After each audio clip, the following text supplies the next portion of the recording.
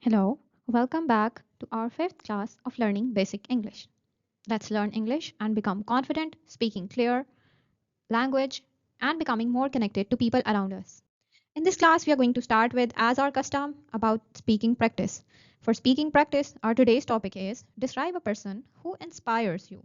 So you have to tell about a person. So look at the command word that's written at the start of this question. It says describe. So describe means you have to tell the most important things or facts about that person. So, not the whole stories, just the most important things. So, think about a person who you like or who inspires you and gather up your ideas and then try speaking on that person for at least 5 minutes. Moving on to what we have studied in this class till now. In this course, we have studied in our first class about sentence structures and subject verb agreement. If you want to review this, please visit our first lecture. In the second class, we studied about auxiliary verbs and modal verbs. So auxiliary verbs and modal verbs. For more detailed video and all the lecture, please go through our class number 2. In third class, we studied about passive voice speech. To review that, please go through our third lecture. If you have not watched anything about skimming and scanning while reading, go through our fourth lecture of this course. So our today's topic is connectives. What are connectives? What do you think? What are connectives? Connectives are, as the name itself suggests, connect. The word tells us that the function of connectives is to connect ideas and sentences in a speech. For example, and, then, first, because, while, but, so, when, next, last, after, finally. These are all examples of connectives. Let's see the definition of connectives. Connectives are also called transition words. So transition words are words or phrases used to connect ideas, sentences, or paragraphs so that writing or speaking becomes clear, smooth, and logical. Look at the examples given below. I stayed home because it was raining. So there are two simple sentences in this sentence. I stayed home and it was raining. And what was the connection between these two sentences is shown by this connector because here.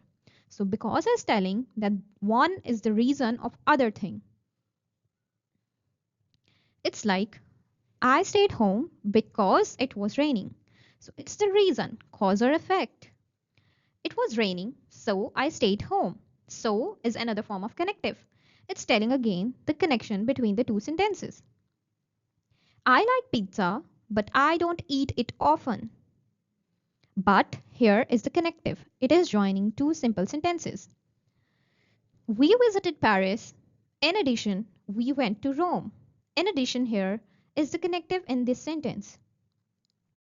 Moving on to words to connect. What are different connectors used in speech or written? So here are a few connectors for your help, and also, as well as, moreover, in addition to, furthermore, but, however, although, even though, yet, on the other hand, in contrast, because, since, as, due to, owing to, so, therefore, thus, as a result, consequently, for example, for instance, such as, like, in particular, first, firstly, next, then, after that, finally, afterwards, in fact, indeed, above all, especially, particularly, in conclusion, to sum up, overall, in summary, finally. These are a few connectors you can use in your speech. So here are a few practice sentences. You can practice trying to add as many connectors in the sentences as you can. There can be more than one correct connective in the sentences.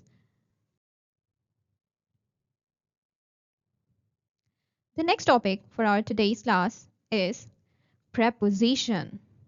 What are prepositions? Let's recall. Prepositions are the words that tell us the position of something. So the word itself says position. When a word tells us where something is, that word is called preposition.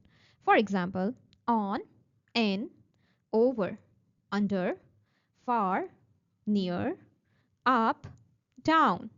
There are a lot of connector prepositions in English language. Let's see what prepositions are. A preposition is a word that shows the relationship between a noun or pronoun and another word in a sentence. It often tells us where, when, or how something happens.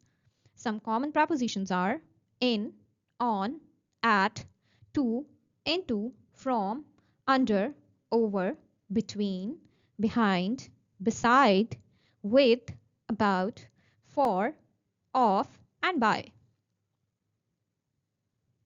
Have a look at this cartoon and look at the relationship of the cartoon with the box given in the picture. So, the cartoon is in the box. The bird is on the box. The bird is under the box. The bird is sitting next to the box. The bird is hiding behind the box. The bird is standing in front of the box. The bird is in between the boxes. All right. So let's practice prepositions in some of the sentences. Try using different prepositions. There can be more than one correct answer for these prepositions as well. Moving on to our next section of today's class.